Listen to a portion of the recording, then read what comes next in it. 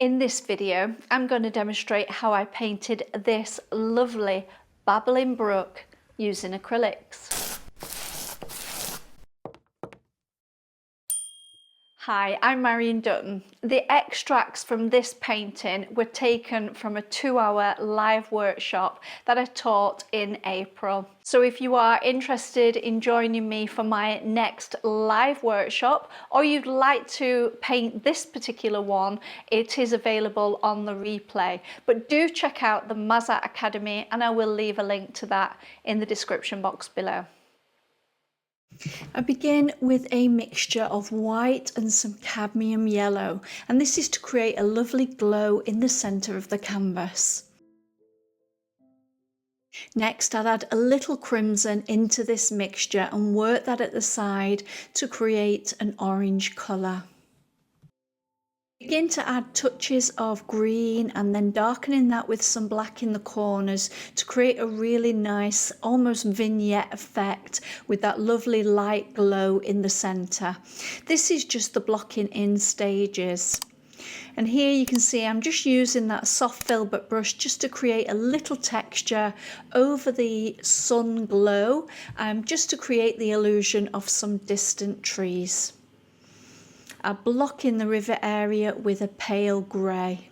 I transfer my sketch over the top of this underpainting and I begin to just use black to block in the trees in the distance.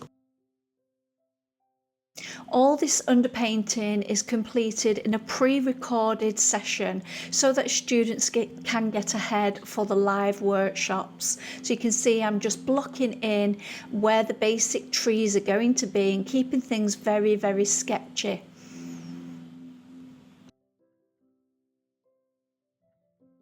Next, we're switching to the live workshop where I direct everybody through all the composition and how I came up with this design.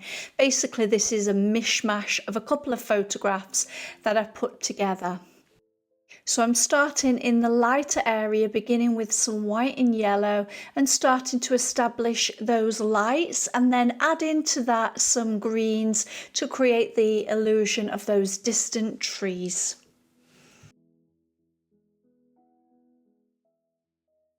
And here you can see I've switched to a different camera angle so that students are really able to see the stroke and technique that I'm using in these workshops.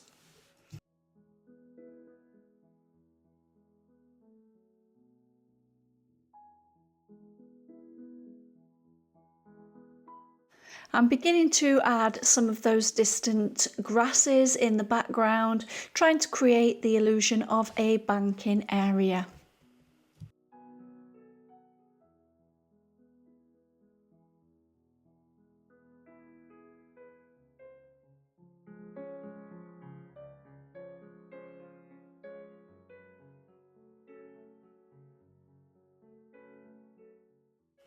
Next, I start to work on the foreground grasses, first starting with a darker tone, tapping those on with a fan brush.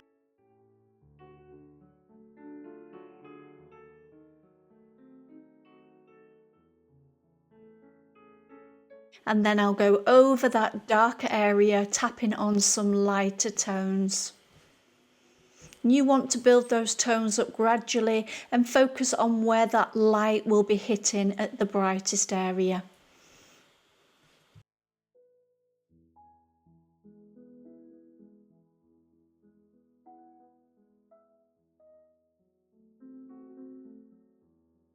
Here I begin blocking in some of the trees that are nearer to us, again using this lovely twisting stroke to keep everything nice and random. I'll start to build up the layers from that darker area to start adding some lighter tones to these trees.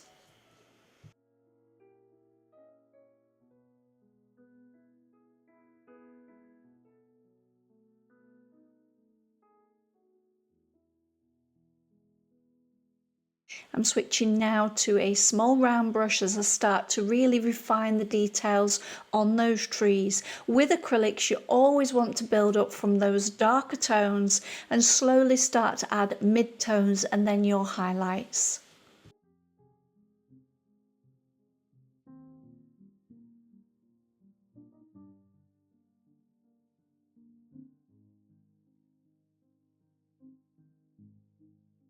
I begin to work on the foliage over on the right hand side in exactly the same way, starting with those darker tones, building to the mid-tones and then adding some highlights. I'm using a very greenish blue colour here because everything's in shadow.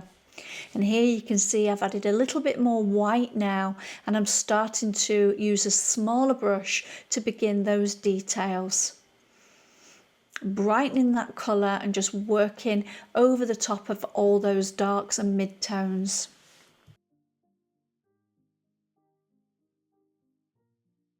As we come further into the painting, the colour starts to warm up, so you can see I'm using much more of a yellow-green tone. And once again, I'm building up those tones gradually, starting with that dark, followed by a mid, and then here you can now see I'm pushing in those highlights to create these larger leaf shapes that are a little bit closer to us.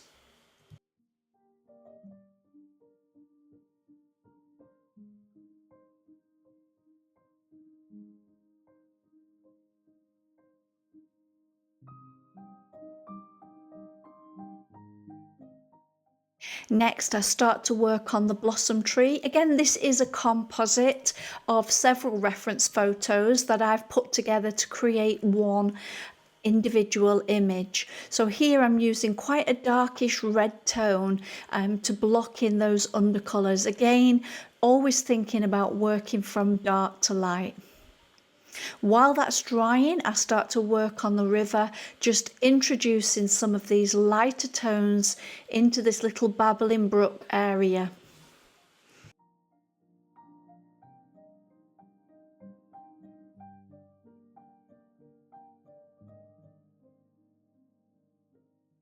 Once I've got some of those yellows and pink tones in, I'll add some darker areas, and then I'll go back with a lighter tone and start to create this little babbling brook.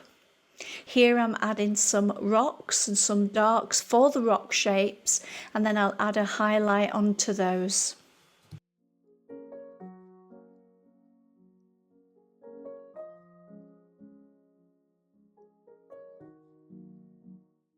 As I work through this composition, I'm beginning to increase those highlights, but again, always be aware, don't overdo the highlights. You want to keep them in that center of interest.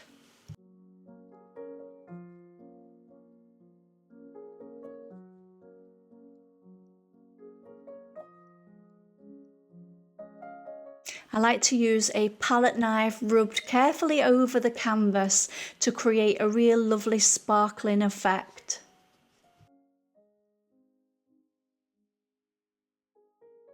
Now that my initial layer for the tree has dried, I begin with a second layer, slightly lighter than that initial undercolour. Again, always working from those darker tones to your mid-tones to your highlights. What you'll see me doing often is jumping around the painting, allowing one area to dry whilst I work on another. So here you can see now I'm back to these foreground trees, and I'm using a round brush to really detail and bring extra detail into these trees. These are a lot closer to us, and I really wanted to make the leaves and the shapes much stronger and have much more visual impact. Again, I'm now back with a lighter mixture on the trees, and each time you go lighter, the area that you cover is a little bit smaller. So it's not about covering everything you've done in the under layers, it's always about building onto those layers.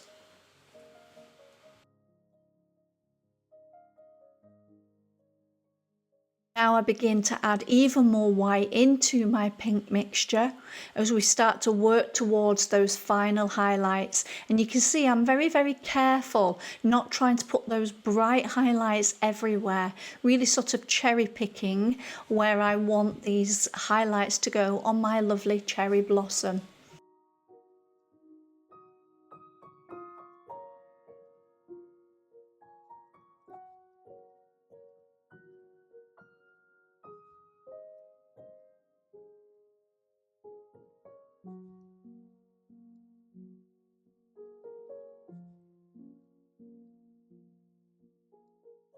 As I come towards the end of the painting, I'll be picking out some extra highlights and some small twigs and grasses just to bring the whole painting to a conclusion.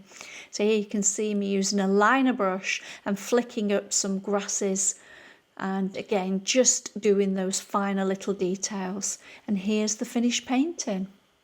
I really do hope you've enjoyed this demonstration, and if you are enjoying the content on this channel, don't forget to hit that like and subscribe to the channel if you haven't done so already. If you are interested in my 5 top tips for painting with acrylics, do check out the video that's popping up on screen, and I will also leave a link to that in the description box below. Once again, thanks for watching, and I'll see you again in the next video.